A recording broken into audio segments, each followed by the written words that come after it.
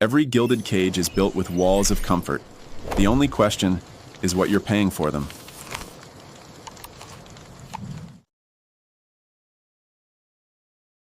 Let's talk about Aldous Huxley's Brave New World. It's this vision of a future that, on the surface, looks absolutely perfect. A world engineered for total happiness, a society that supposedly solved every single human problem you can think of. But as we're about to see, that kind of perfection, well, it comes at a terrifyingly high price. So, this is the triumphant motto of the world state. You see it plastered right over the entrance to the place where they literally create people.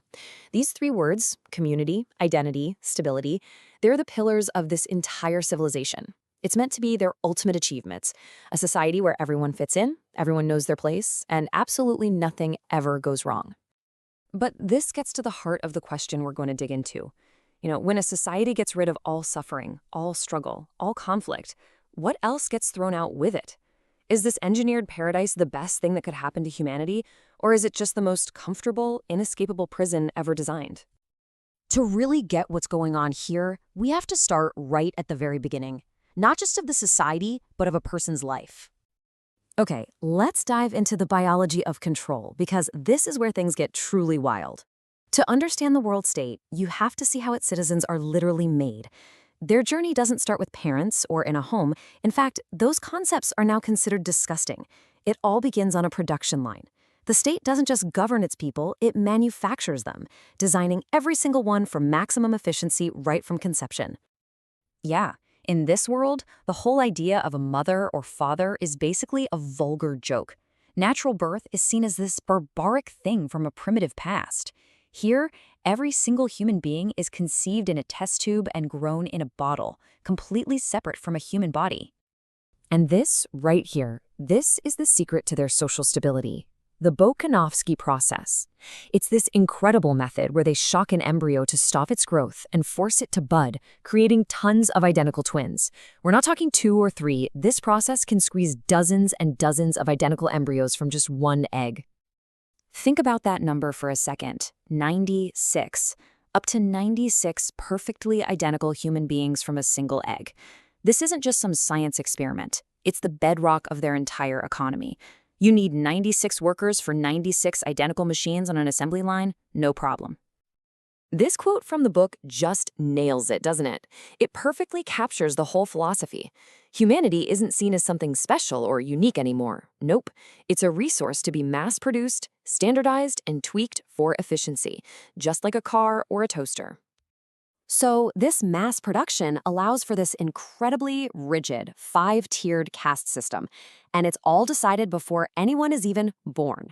An embryo's destiny is sealed right there in the bottle. Alphas get plenty of oxygen and are designed to be leaders, but as you go down the ladder to gamma, delta, and epsilon, they're deliberately starved of oxygen to limit their brains and their bodies, creating a whole subclass of workers who are perfectly happy doing the grunt work. But building the right body for the job is only half the battle. The world state also has to create the perfect mind to make sure that every single citizen not only accepts their role in life, but absolutely loves it. And that's where the psychological conditioning comes in. There's this one scene in the book that is just chilling. They take a group of Delta infants and they show them these beautiful flowers and colorful books, but the second the babies crawl towards them, loud sirens start blaring and the floor gives them electric shocks.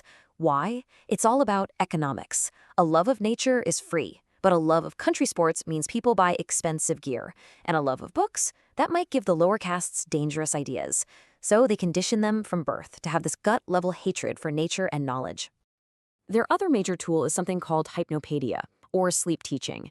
As kids are sleeping, little whispers repeat the state's ideology into their ears, over and over and over, thousands of times. It turns out you can't teach facts this way, but it's incredibly good for moral conditioning. The state's suggestions literally become the child's own thoughts. And this right here perfectly illustrates the result. This is one of the lines whispered to beta children every single night. It makes sure that every citizen is deeply, unshakably happy with where they are. Betas are glad they're not overworked alphas, but they feel superior to the lower castes. Every single group is conditioned to love their own spot and look down on everyone else. It's the key to a society with zero friction. So once these perfectly engineered and conditioned people are decanted out into the world, how does the state keep them happy?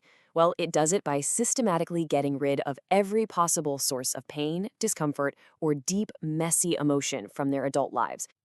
They have three main tools to keep everyone content. First, there's a drug called Soma, which is basically a perfect little holiday from reality with zero side effects. Second, consumerism is practically a religion. They're taught ending is better than mending to keep the economy churning. And finally, deep emotional bonds are a huge no-no. The mantra, everyone belongs to everyone else, makes sure nobody forms attachments that could cause jealousy or instability. This is how the world controller pitches Soma. It gives you the blissful escape of religion and booze, but with none of the difficult moral questions or, the hangovers. It's the ultimate social pacifier. Anytime you feel a little sad or angry, you just pop a Soma holiday. But of course, this perfectly stable, happy world eventually gets a major reality check. An outsider named John, who was raised on a savage reservation where the old ways of life still exist, is brought into this so-called civilization, and his very presence just blows the lid off of everything they sacrificed for all this happiness. See, John's world is full of family, passion, pain, and Shakespeare. He understands things like being a mother, falling in love, feeling jealousy, feeling grief, all things the world state has wiped out because they're destabilizing. He's experienced real suffering, but he's also experienced incredible art and deep, powerful emotions, things that are completely alien to the citizens of this brave new world.